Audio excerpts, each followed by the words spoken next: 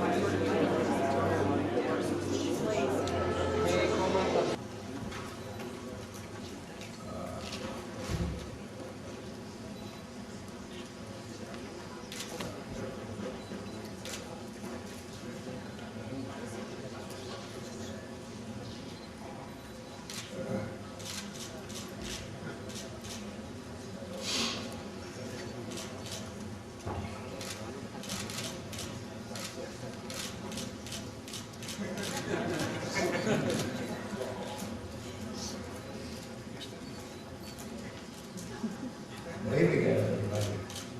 No, yeah.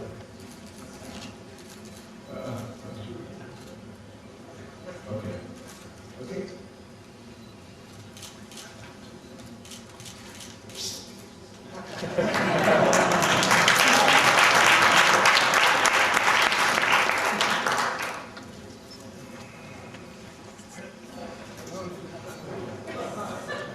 What are you doing? Well, I have a very sore elbow, a funny bone that required an operation on the cast. And this is a gray cratered object. And I tell you, I'm trying to squeeze everything out of the moon that I possibly can. So far, it's working pretty well.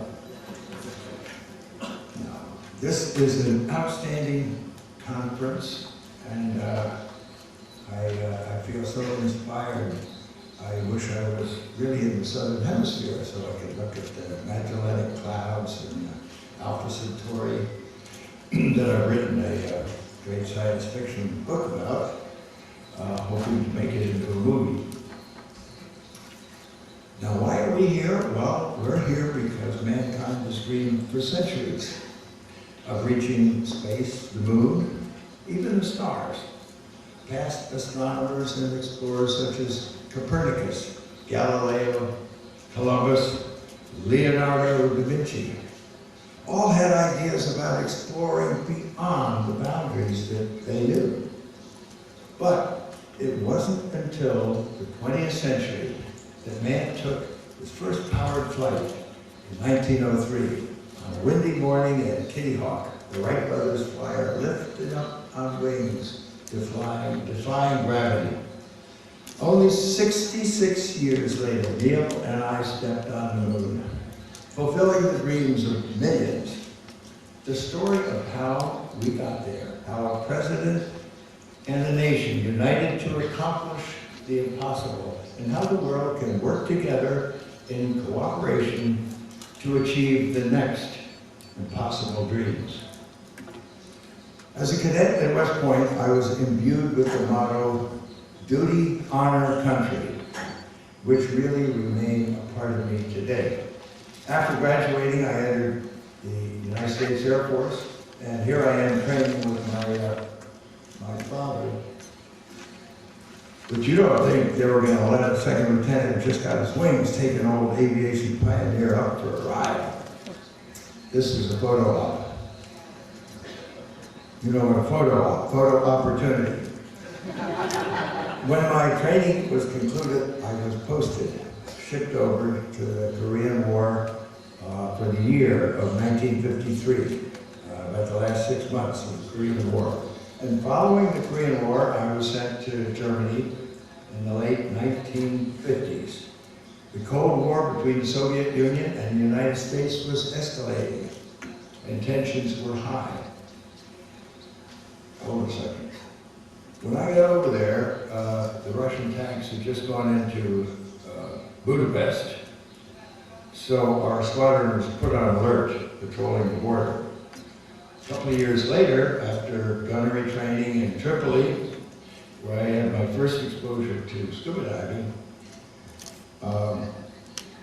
we went on alert. The supersonic F-100s, 5-minute alert with nuclear weapons to fly low altitude east as far as we could to where our targets were in Czechoslovakia and Poland and other places. The reason I put that into these remarks is because a lot of people just don't realize what indeed was going on in 1957. 57 was the year of Sputnik. I was stationed in Germany, and the Soviet Union pulled off a sudden and very unexpected technological feat. They launched Sputnik into orbit. The beeping signal sent by its radio beacon took the world by surprise. A year later, America formed the National Aeronautics and Space Administration to marshal our resources with the goal of reaching space. The space age was born, and it was about to begin a race. On April 12th, my father's birthday, 1961, the Soviets launched their next mark in space by sending the first human into space, cosmonaut Yuri Gagarin, for one full orbit around the Earth. A few weeks later, 23 days to be exact, NASA launched its first Mercury astronaut, Alan Shepard, on a 15-minute suborbital flight that just touched the edge of space. This was definitely impressive, but we all wondered what's next. The United States President John F. Kennedy asked NASA and its ranks of engineers and rocket scientists led by Wernher von Braun what was possible. They told him it would take at least 15 years before we could put a man on the moon. Instead of accepting what was possible, on May 25th, 1961, just 3 weeks after Alan Shepard's flight, President Kennedy boldly challenged America to commit to the goal of landing a man on the moon before the end of the decade. There was also that phrase of bringing him back safely. I kind of like that part of it. We hadn't even put a man in orbit. The rockets and spacecraft needed to go beyond Earth orbit didn't exist. Many thought the challenge to be impossible. We didn't have the know-how. But we did have a leader with the vision, the determination, and the confidence that we could get there.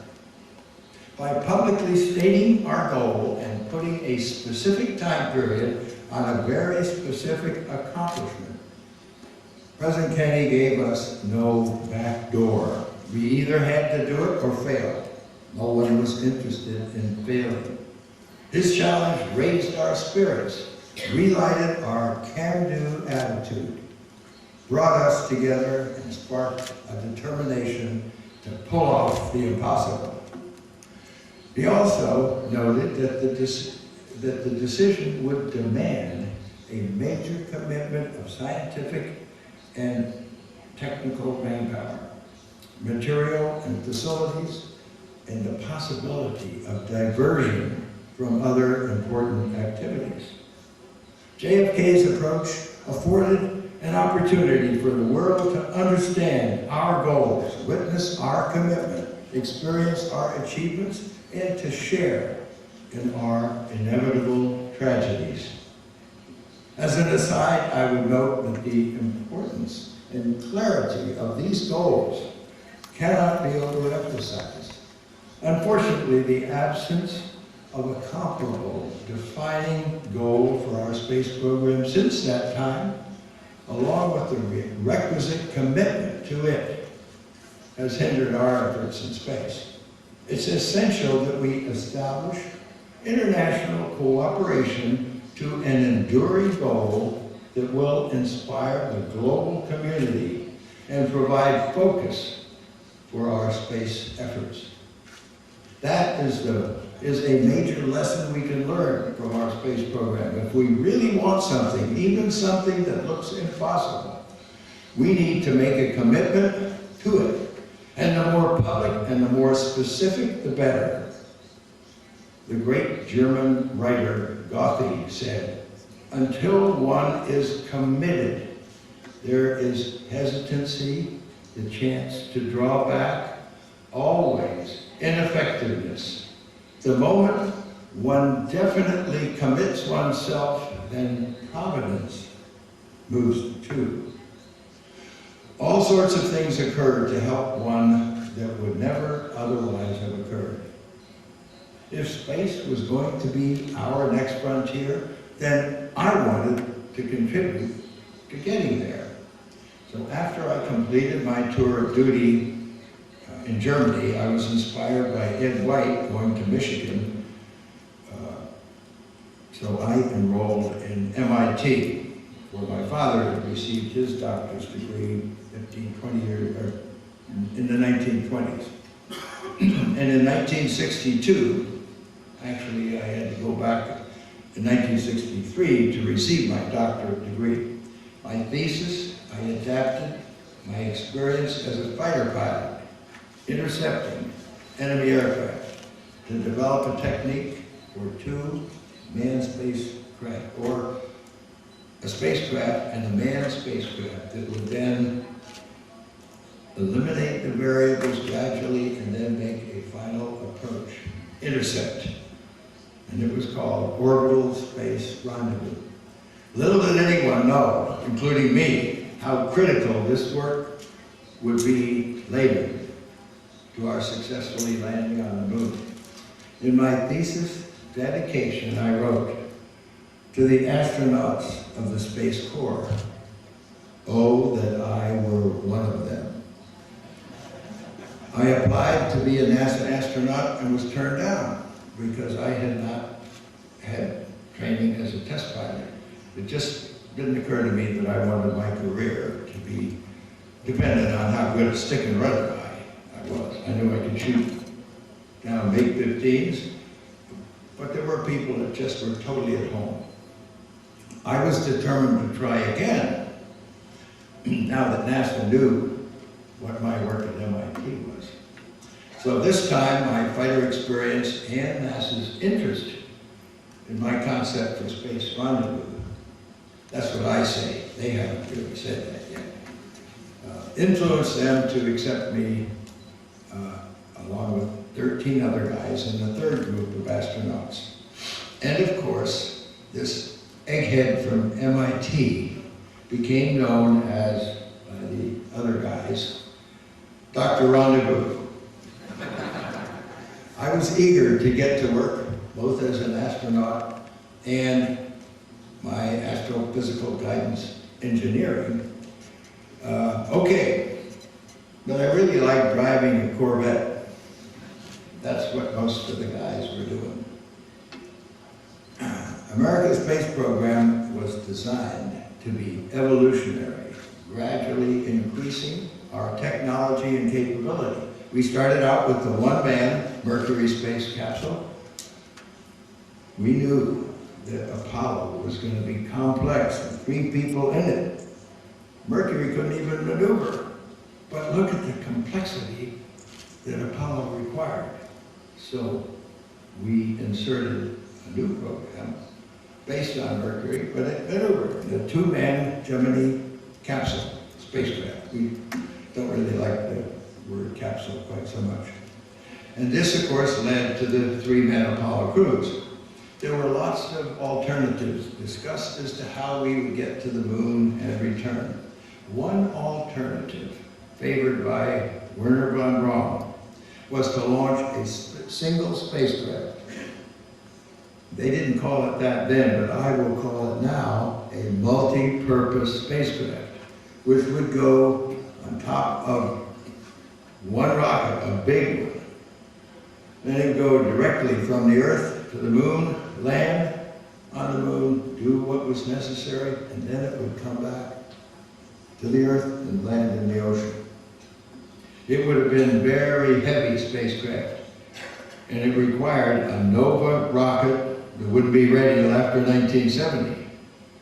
But we needed something to lift this. So we had the Saturn V. But it took one Saturn V for the multi multi-purpose spacecraft, and another Saturn V for the propulsion system to do what we call translunar injection. So this multi-purpose spacecraft required 2 Saturn V's. Let me get back on the track here soon. Now these, of course, would come together in Earth orbit, and then just as on the Nova rocket, the multi-purpose spacecraft would go in on the moon, come back and land in the ocean. The engineer came along that analyzed this, and he could see that the risk of 2 launches was twice as great as with one rocket. And John Hubbold, an engineer, figured out that if we used 2 specialized spacecraft, actually 3, command module, a service module, and a landing module to land on the moon, and then later rendezvous in orbit around the moon with the command and service module. If we did that, then the rocket motor on the lander didn't have to be anywhere near as big, and it didn't have to be as heavy. Another advantage was that the smaller lunar module would be able to fit along with everything else on 1 Saturn V. So a lot of people say, oh, well, we went to the moon with lunar orbit rendezvous instead of Earth orbit rendezvous, and that's what made Apollo work. No. We use specialized spacecraft, not multi-purpose. Multi-purpose is what the Senate has passed a law saying that NASA must use a multi-purpose spacecraft. They're not engineers in the Senate. The critical key to this approach, obviously, would be our ability to reliably rendezvous 2 spacecraft in orbit around the moon. A dangerous maneuver. And if it failed, of course, there wasn't any way to rescue the astronauts. We didn't have enough time to try different approaches once NASA made these 2 spacecraft decisions. We had to go with it. And luckily, my work was exactly what was needed to practice a lot of these intercept rendezvous in the Gemini program. So on my first flight as pilot, as co-pilot, I was able to set a 5.5-hour world record of spacewalking, 3 different exits, while circling the globe every 90 minutes at a speed of 17,000 miles an hour. What a sight to behold the Earth while floating outside the capsule. Jim Lovell, of course, took that picture after I cleaned his window. After 5 days in orbit, Jim, he's not here yet, is he? We returned to Earth having completed the final mission in the Gemini program. It was November 1966, and we had only 3 years left to accomplish Kennedy's challenge to land a man on the moon by the end of the decade. Gemini, depends on how sophisticated you are. Engineers use the word Gemini, the astrological people, I guess, use Gemini. We still have a lot of work to do. A team of hundreds of thousands of engineers and technicians at NASA were designing and building a multi-stage Saturn V rocket. That's when you use multi-stages.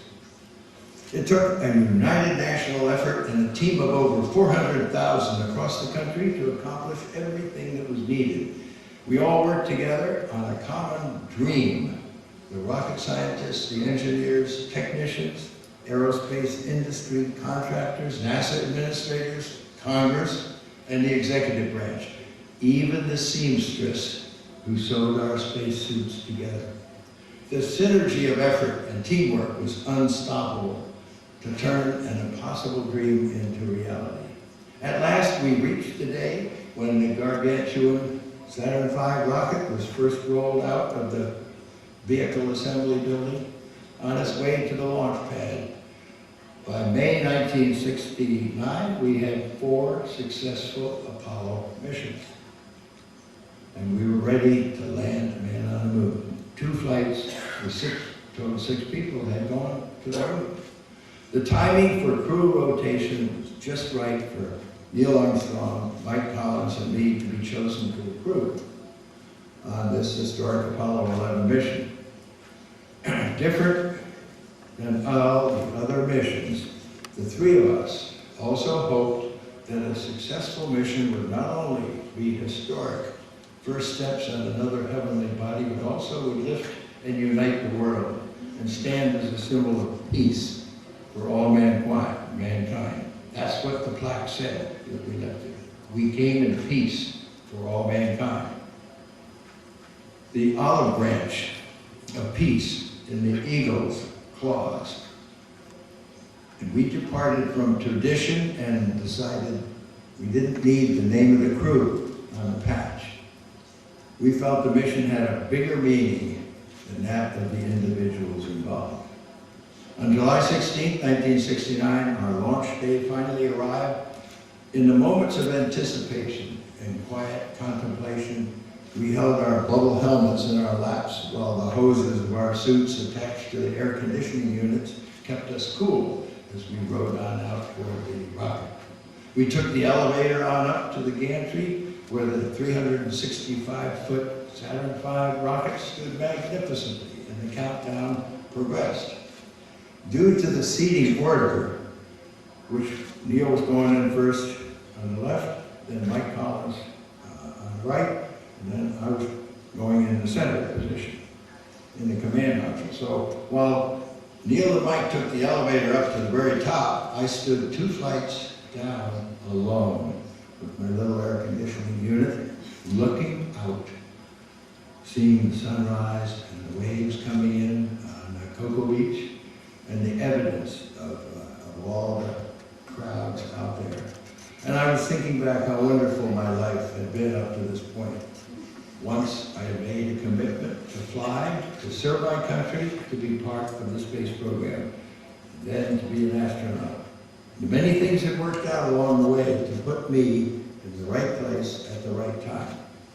So up there I could see the launch pad where my friends had lost their lives on Apollo 1. I felt the pouch in my suit containing the patch and medals honoring other US and Russian cosmonauts.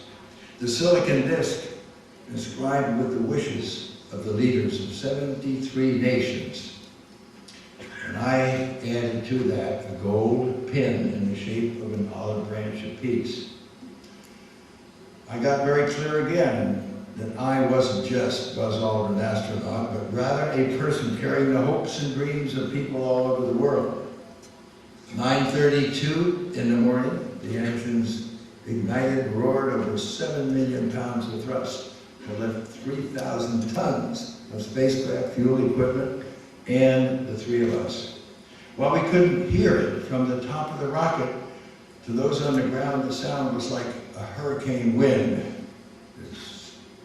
Shock waves hit people in the chest. 8 years after President Kennedy's committing us to accomplish the impossible, we were on our way. Once we cleared the launch tower at Kennedy Center, their job was over, and the mission went to the mission control in Houston. And they took over all of the control as the nerve center of the entire mission. Communications was directed there through the different tracking stations in between the Earth. And the 3 of us had the ride of our lives. 3 tracking stations, one in Australia, one in Madrid, Spain, and one in California. Before that, of course, launches downrange used tracking stations here at Canary Islands, Tenerife. As we cleared the gantry and rocketed skyward, we were pressed in our seats as the rapid acceleration, really slow acceleration, built up Within 3 minutes, we were 45 miles high, experiencing about 3.5 to 4 Gs, traveling at 6,500 miles an hour. A minute later, we passed the 62-mile, 100-kilometer boundary. The blue sky turns to blackness of space. 12 minutes later, after launch, we were traveling 17,000 miles an hour, the speed required to get into orbit. For 3 hours, we orbited our home planet, about an orbit and a half, as we ran through the checklist to ensure that everything was in working condition. Then we lit that third stage again. It accelerated us to 25,000 miles an hour in about a 5-minute burn. And this TLI, Translunar Injection, put us on the pathway. This 8-day round-trip journey, the 3 of us lived in a space capsule about the size of a standard automobile interior. Without gravity to weigh us down, we had to strap ourselves in for the altogether brief sleep periods. With a can of ham spread and a piece of bread floating in front of me, making a sandwich was really a new experience. On day 3, we fired our engine to slow us down enough for the moon's gravity to capture us and put us into lunar orbit. Another tricky engine burn put us in the right orbit for landing. NASA had estimated, well, we actually estimated, that we had about a 60% chance of successfully carrying out the mission. That means to land successfully and come back. But we felt, and NASA calculated, we really believed that we had a 95% chance of returning safely home. 60%, we landed 6 out of 7 times. Not a bad rule of thumb calculation. After 13 orbits of the moon on the morning of Sunday, July 20th, Neil and I entered the lunar landing craft we named Eagle and separated from the command module Columbia, where Mike Collins remained. We powered our descent to the moon's Sea of Tranquility. That's what Charlie Duke called it. There were only 3 people that knew 4 people that knew that we were going to name where we landed Tranquility Base. The 3 of us in the crew and the capsule communicator, Charlie Duke. Landing would take 11 minutes. Never done before. Never even come close to doing this kind of a maneuver with the piloted spacecraft. And several times during the descent, we came sort of close to aborting the mission. None of us could have anticipated things that might have happened, or that could have delayed our launch. As we neared the surface of the moon, with about minutes to go, we encountered program alarms. 12:02, 12:01. What does that mean? We had a little book called the Guidance Navigation Handbook, the GNN Handbook. But we were a little busy to get that book out and find out what. So we asked Mission Control if they could give us a clearance on that. And within a couple of minutes, we did get the signal to go, because it was determined that unless this program alarm, which really blanked out all our displays on the computer, if it didn't come up more frequently than about once a minute, we were in pretty good shape. So Neil and I exchanged kind of anxious looks when these alarms came up. But Houston gave us a go, and with these 2 guidance computers working, it looked like they were just being asked to do a little bit too much. Guess why? Dr. Rendezvous wasn't about to turn off the rendezvous radar while we were using the landing radar to land. And MIT hadn't figured we would do that. Right, Charlie? Anyway, we're flying over the surface, and we had these computers Early computers, no, I don't have my iPhone, but the iPhone has 123,000 times more memory than the ones in the spacecraft. I felt insulted when they told me that first. But it's not that much memory, it's how you program the computers, and these guys were damn smart. During the descent, the computers kept track of where we were and what was needed to land, and if anything went wrong, what was needed to join up, rendezvous with the command module, Columbia in orbit. And these computers kept track of all of this, and then processed the improved knowledge of the descent updated by the landing radar. And Mike, of course, was ready to do his maneuvers to rendezvous with us if we had to suddenly abort. And that would require the computers to do something. But again, we would sort of make these rendezvous sort of standard, even if we aborted during the descent and got into different conditions. We, of course, stayed in direct contact with the Earth all during this time, and we had antennas that kept us in touch with mission control. And even with all their limitations and with all this to do, these computers did a fantastic job. We got the go to continue descent, and with alarms keeping us, they kept going off, and Neil and I, we felt that for a while, we felt we were in serious trouble. Long ways from home, less than a minute. The NASA team determined that that what was wrong was okay for us to continue the descent. So we're coming down about 500 feet, and the commander takes over control of the spacecraft, which really means manual inputs to the autopilot.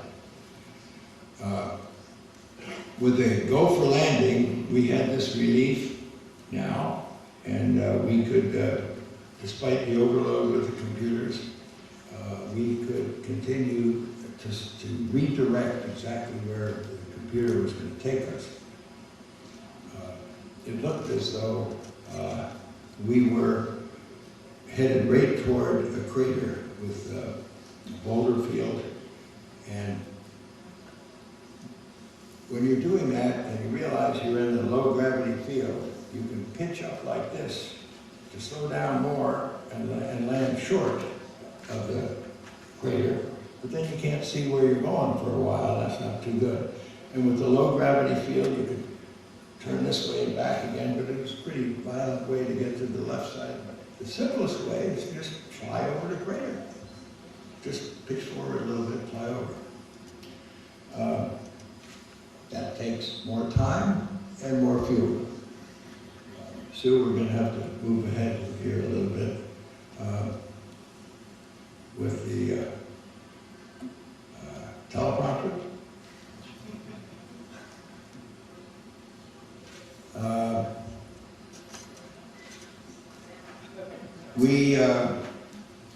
At any time, we could have to leave and abort, and that's why that rendezvous radar, to me, was very important.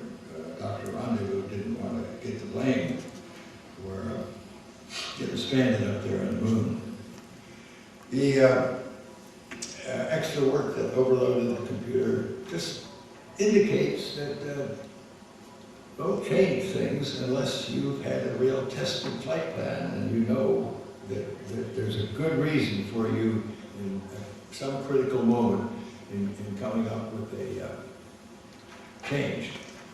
At about 600 feet, we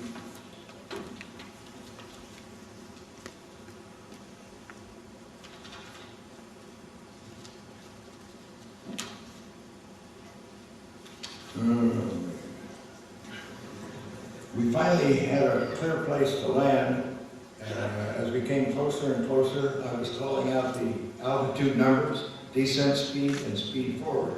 We're skimming over the surface at about 40 miles an hour, covering 58 feet every second. To get some sense of what it was like, it's like driving through a parking lot at 40 miles an hour, looking for a parking space, big enough for the car.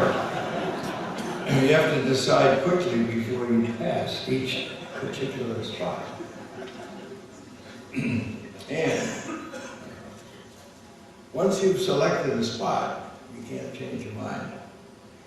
We couldn't turn from side to side very much backwards. So we committed ourselves to flying over, and with 30 seconds of fuel left, we're about 10 feet above the surface. I figured that we hadn't made it. But Charlie was a little worried at 1 minute when we were still 100 feet off the surface. So, how did we feel during those minutes? Well, the truth is that both of us were so well trained, so focused that we didn't have time really to pay attention to feelings. Yes, it was tense, even harrowing. It was a matter of seconds in which we had to make major decisions. The most intense, critical moments of the entire mission. I kept looking over at Neil, concerned about our dwindling fuel supply and the altitude, but he was focused as I was, and I certainly didn't want to distract him from what he was doing. So finally, he spotted a clearing, and with less than 20 seconds of fuel left, the Eagle's spindly legs touched down on the surface. We made it. We glanced at each other with great exhilaration, and I patted him on the back. And then the famous words, "Tranquility Base, the Eagle has landed." The Eagle landed. Many had thought it was going to be impossible. Even the scientific community. Some thought that on landing we would sink down into the dust. We didn't really agree with that. After ensuring that everything was okay, we could look out the window in the relatively black sky and incredibly desolate surface. Hadn't changed in hundreds of thousands of years. After 4 days of continued sounds, the silence was really serene. After 7 hours after landing, we'd gone through all the checklists, and still filled with exhilaration, being on the moon, we were ready to open the hatch and explore the lunar surface. There's been much discussion over the last 40 years about why Neil was the first to step on the surface. It could be because he was the mission controller. In the military, leaders are always taking the orders of civilians. At least that's the way our military works. It also could be because he was closer to the hatch. I'll never tell. With Neil already on the surface and snapping a few photos of me, I carefully backed down the ladder and partially closed the hatch, being careful not to lock it on my way out. As I stepped on the Talcum-like lunar dust and looked out over the barren horizon, 2 contrasting words came to my mind. Magnificent desolation. It was a magnificent achievement for humanity to harness the technology, airplanes, rockets, landers, computers, to land on another object in the solar system. And yet, the desolation of what we saw, the lunar landscape, no sign of life whatsoever, no atmosphere, total blackness on this sunlit terrain. I've been asked many times, what did it feel like to step on the moon? For a few suspended moments of time after taking that first step and before moving on to the checklist, it struck me. Here we were, and what we were doing had never been done before. A part of me felt playful, and wanted to bound around under 1/6 gravity. Another part felt the weight of the whole world out of our every moment. We spent a total of 2.5 hours on the surface, collecting rocks, setting up experiments, taking a few photos. In this experiment, we weren't supposed to walk in front, interrupt the sunlight powering it. That's what I call condemning evidence. Those are my footprints there. Now this is a photograph that Neil took of me, known as the visor photo, because you can see the reflection of the Eagle spacecraft and Neil in the visor of my helmet. Now people have asked me, what's so great about this photograph? I have 3 words. Location, location, location.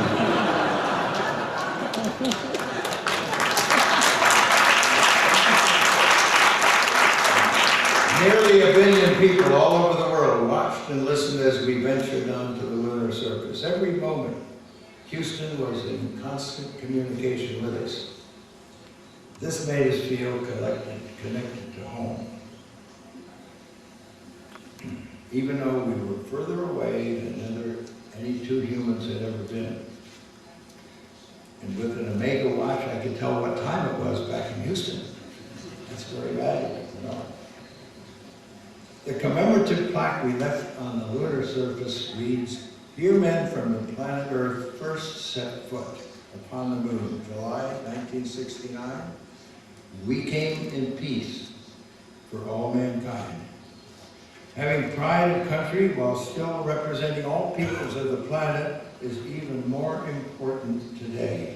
If we are to do more than just visit the moon and other planetary bodies, if humans are to establish a permanent and expanding presence in space, then the nations of Earth must learn how to work together peacefully, as they have done on the International Space Station." Finally, it was time for us to leave the surface. How did I feel at that moment? Tired, proud that we had successfully gotten the job done. I was very proud to salute the flag of my nation as a military person. And we were delighted that we had fulfilled the dreams of millions, and sad knowing that Neil and I would never return again. Of course, there was still a lot of work to do. We had to lift off from the moon, rendezvous with Mike Collins in the orbiting command service module. Then we had to spend 3 days very carefully aiming ourselves for the right entry trajectory.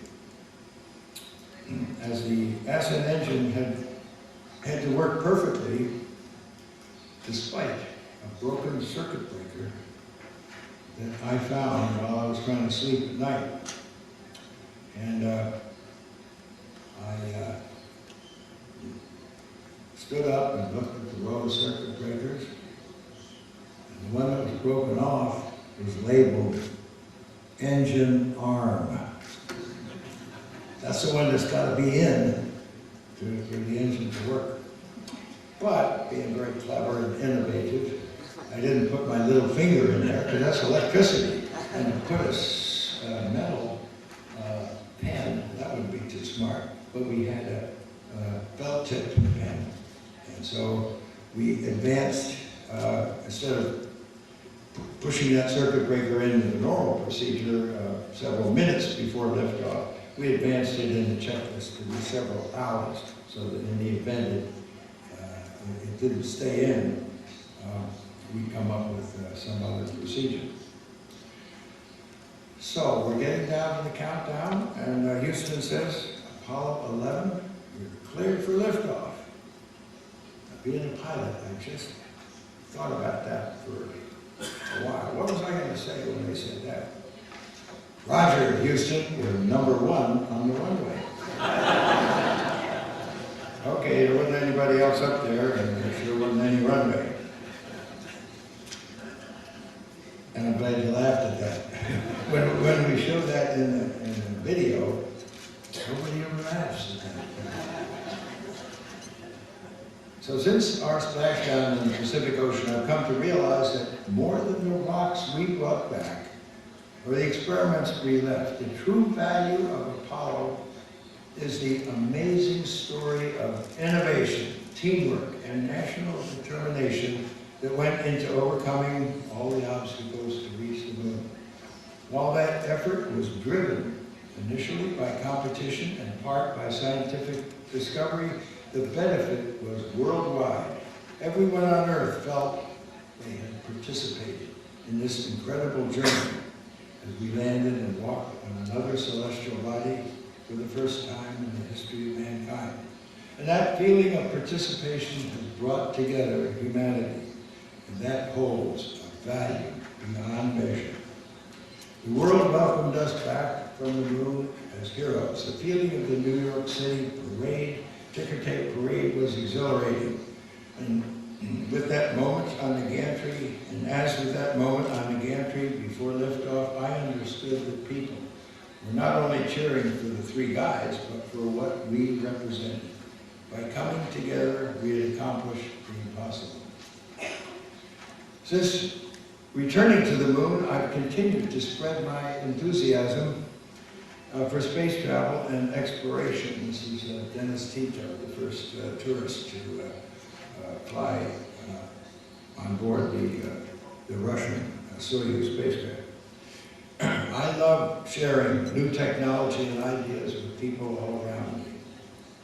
And I do that with the iPhone Buzz Aldrin Portal to Science and Space Applications. Pretty cheap. I think it's about $1.99, something like that. But it's got a lot of good information. And with it, I can reach a global audience and talk about my ideas for the future of America's space program and commercial space launch. And I invite everyone to participate in the excitement and importance of space. More importantly, however, is that the portal for science and space applications keeps you up to date with what's going on in the world. We're entering a controversial new era of space exploration. And my application helps you tune into the latest things on different news and information magazines. We connect people together, we bridge the gap between the enthusiasts and the experts. This has been my life work. Modern technology and innovation makes this possible in ways only imagined a few years ago. So what's next for us as citizens of planet Earth? Well, I'm passionate about forging our future in space and have suggested two guiding principles of our space venture. A continuously expanding human presence in Earth and a global cooperation in space.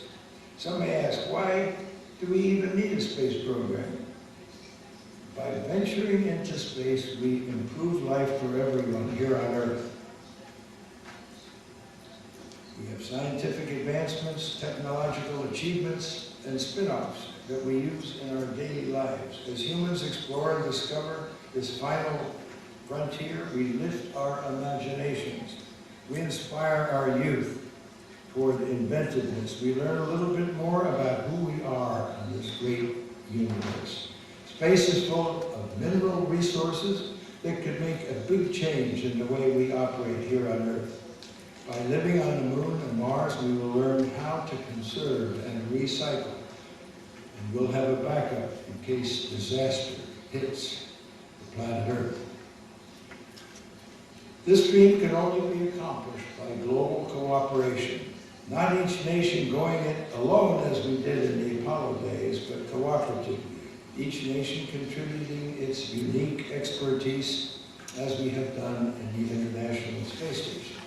America has much to contribute, our technological advancements and our extensive experience, and we have much to learn also.